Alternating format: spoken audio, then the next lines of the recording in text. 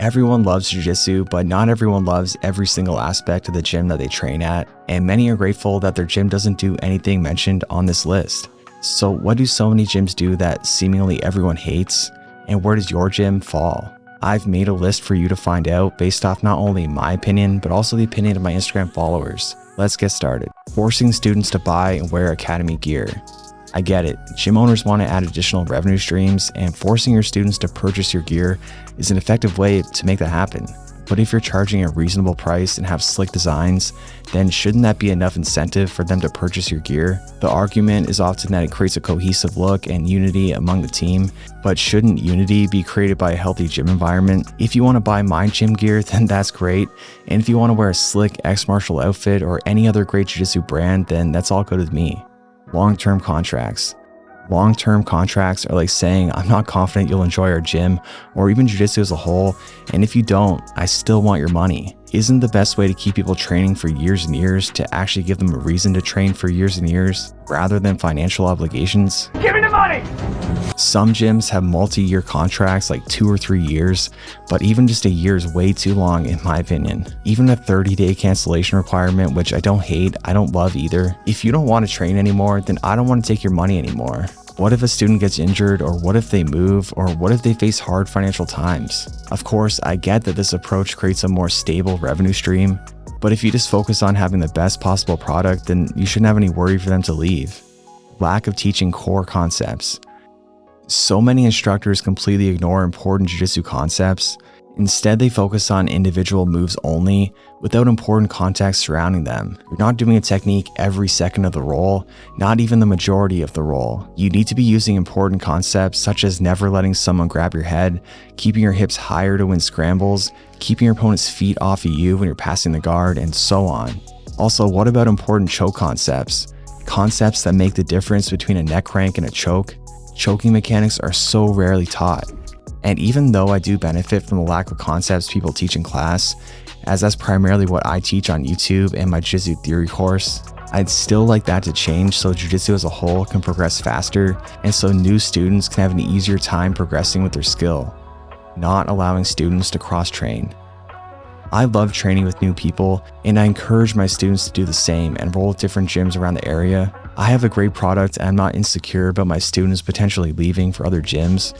If someone decides to do that, then it's not a big deal. Maybe that gym is better for them, or maybe I just need to reflect on my gym and how to make a better product. I'm confident that we have the best gym around. I see no need to try to control grown adults and tell them what they can and can't do. I remember being told not to visit my friends' gyms when I was a blue belt. I had to be loyal to the team, but the gym I trained at was only open 3 days a week, and I wanted to get additional mat time and train with my friends. I left shortly after. If you try to hold on too tight, you create the same problems that you fear. Teaching random techniques and no structure in the class. Random techniques of the day are not the ideal way to learn Jiu-Jitsu. There needs to be at least some structure. Learning half guard passes one day and Baron-Bolos the next day makes no sense. Random! Instead, I prefer sticking to a theme for a week, multiple weeks, or even a month. This way, the information is more easily ingrained into the brain through repetition and similarities between techniques, setups, and details. Classes should build into each other, but also in a way where it doesn't become stale. And now a quick word from the sponsor of today's video. Those of you who've been watching my videos for a while know that I often struggle with mental health. Anxiety and depression aren't strangers to me in my everyday life. They often interfere with my work and leisure and even with my training from time to time. Which is why I understand that having someone to talk to who's completely unbiased, like a therapist, can help you more than you might imagine. So no matter if you have clinical mental health issues like anxiety or depression, or if you're just going through a tough time, therapy can give you the tools to approach life in a substantially different way. And that's why I'm excited that BetterHelp is the sponsor of today's video. BetterHelp is a platform that makes finding a therapist easier because it's online and remote. And by filling out a few questions, they can match you to a professional therapist in as little as a few days. BetterHelp's mission is to make therapy more accessible and more affordable. This is an important mission because finding a therapist in your area can be really hard, especially when you're limited in options. In other words, it's easy to sign up for the platform and get matched to a therapist. There's a link in my description. It's betterhelp.com/JTJJ. Clicking that link helps you support the channel, but it also gets you 10% off the first month of BetterHelp. So you can connect with a therapist and see if it helps you. So if you feel like you can benefit from talking to someone, getting feedback, advice, and help for anything, literally anything you feel is affecting your happiness and moving forward in your life, then click that link in the description now or go to betterhelp.com/JTJJ. Thank you again, BetterHelp, for supporting this channel. Charging for belt promotions. I was once at a gym that charged $35 per stripe. That's pretty expensive for a small piece of tape. Belts cost me $6 Canadian when I buy them wholesale. Yet I see gyms charge $50, $100, or even more for belt promotions. Those are some pretty good profit margins. Some gyms even have a tiered system, so the more you progress, the more it costs you. That's insane to me and very McDojo-esque. Skill assessment should be included in the membership fees. Of course, if a gym charges for promotions and the money goes to charity, well, that's all good in my books. Long, pointless warm-ups.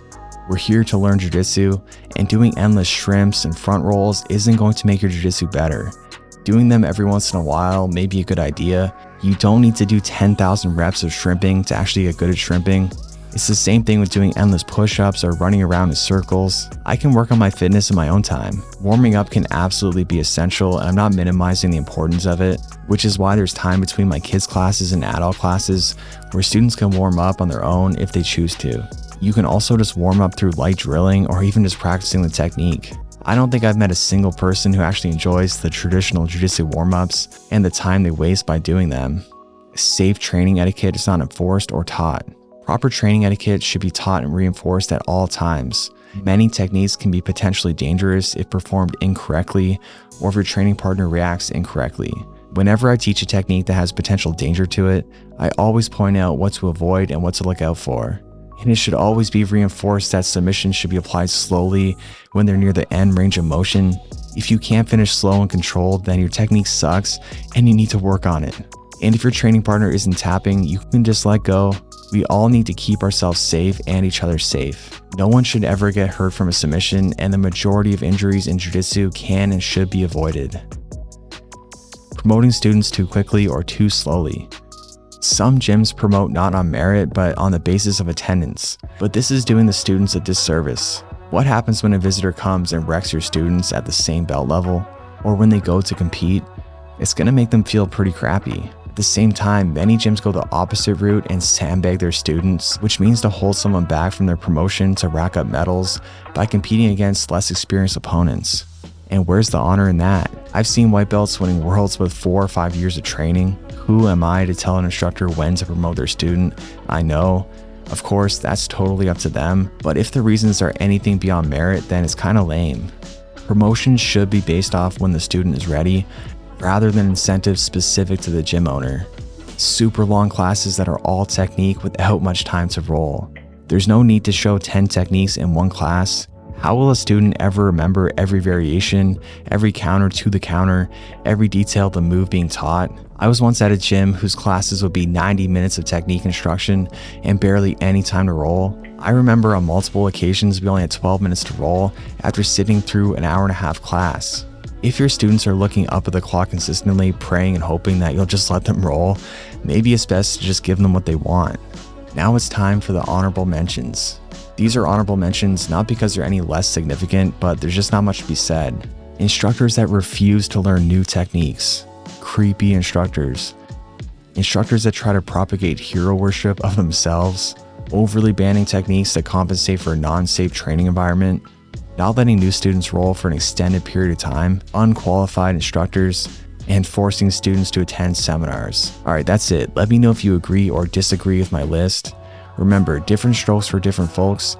I don't mean to offend anyone with my list. By nature, I'm non-confrontational and wish to not offend anyone. Not just because I'm Canadian, but that's just who I am.